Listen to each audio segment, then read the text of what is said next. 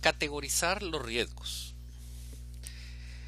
Los riesgos del proyecto se pueden categorizar por fuentes de riesgos. Esto puede ser utilizando un listado de estos.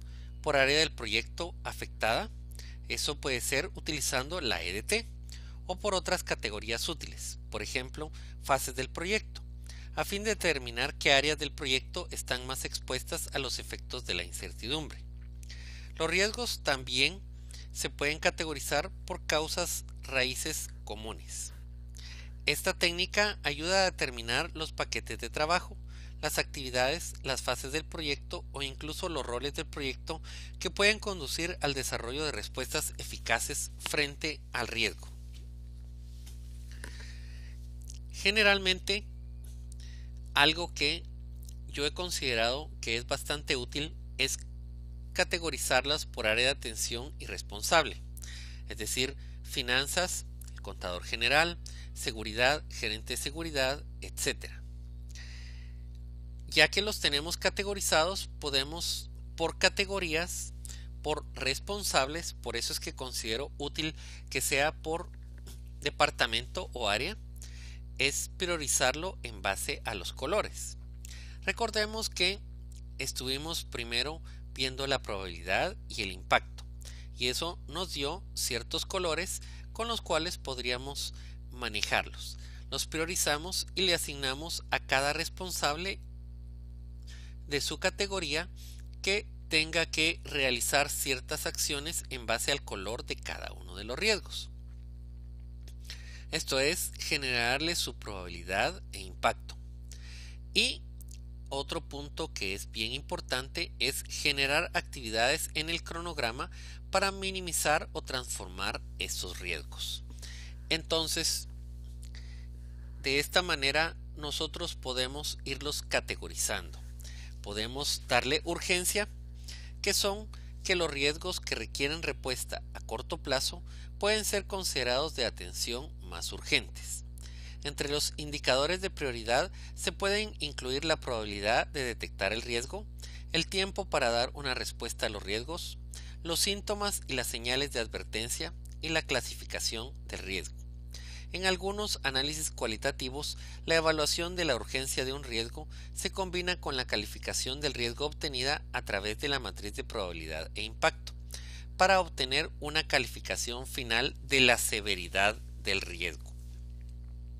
Podemos ver cómo con la categorización de los riesgos, que siempre debemos de enumerarlos, asignarles una descripción, una categoría, asignarles un responsable, porque sin responsable el riesgo se puede quedar huérfano y nadie puede hacerse cargo de él.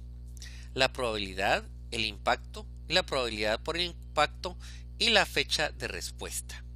Es importante que tengamos una fecha de respuesta en base a la urgencia o a la probabilidad por el impacto que va a tener este riesgo.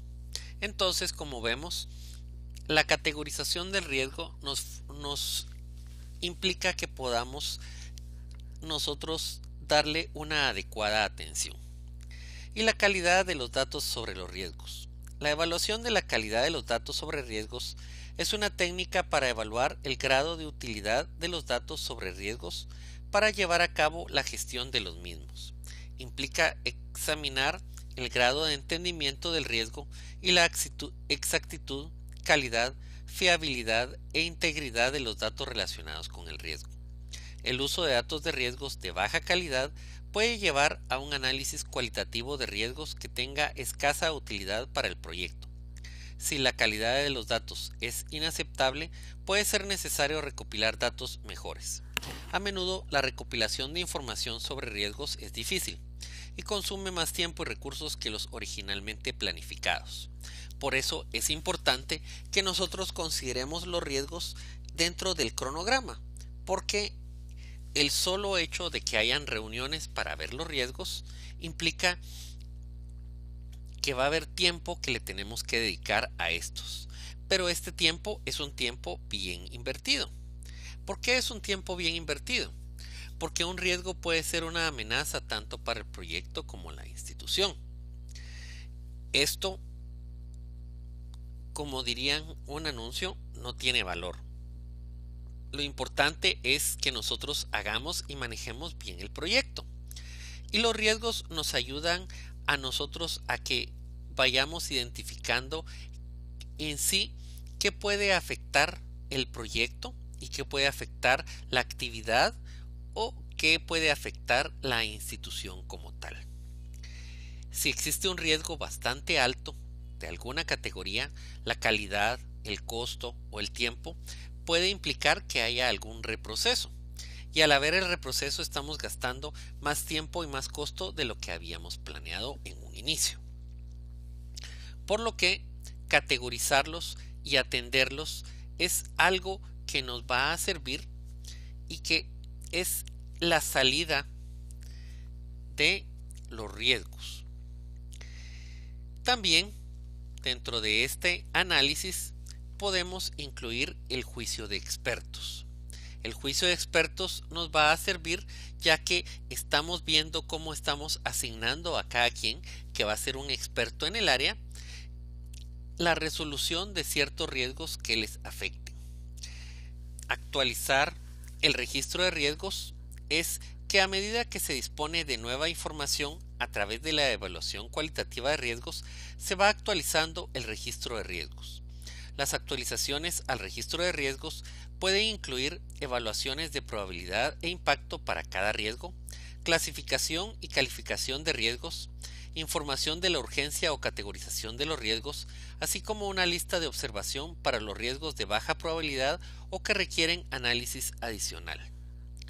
Y en los supuestos, a medida que se dispone de nueva información a través de la evaluación cualitativa de riesgos, los supuestos pueden cambiar. Es preciso revisar el registro de supuestos para dar cabida a esta nueva información. Los supuestos se pueden incorporar en el enunciado del alcance del proyecto o en un registro de supuestos independiente. Si tenemos muchos supuestos, estos supuestos pueden venir y pueden formar parte de un listado adicional. Si el proyecto es pequeño, definitivamente alcanza con que los tengamos en el alcance del proyecto. Entonces podemos ver cómo el registro y el manejo de riesgos es un tema fascinante que incide e implica muchas cosas dentro del proyecto, siempre y cuando nosotros podamos y tengamos las herramientas para categorizarlos y para hacer un análisis cualitativo de los mismos en parte de la planificación de riesgos.